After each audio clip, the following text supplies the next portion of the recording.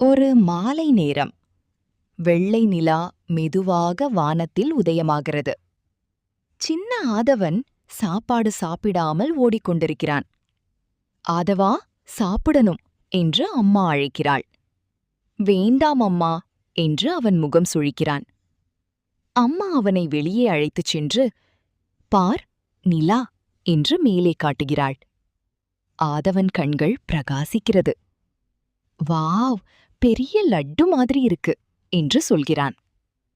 அம்மா சிரித்துக்கொண்டு, நிலாவுக்கு ஒரு முறை, ஆதவனுக்கு ஒரு முறை என்று சோறு ஊட்ட ஆரம்பிக்கிறாள். அவ்வளவுதான்.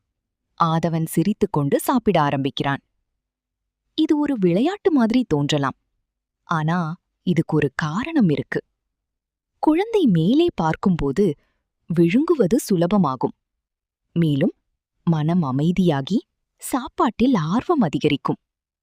அதனால்தான் நிலாச்சோறு என்பது உணவு மட்டும் இல்லை, அன்பும் அறிவியலும் சேர்ந்த ஒரு அழகான பழக்கம்.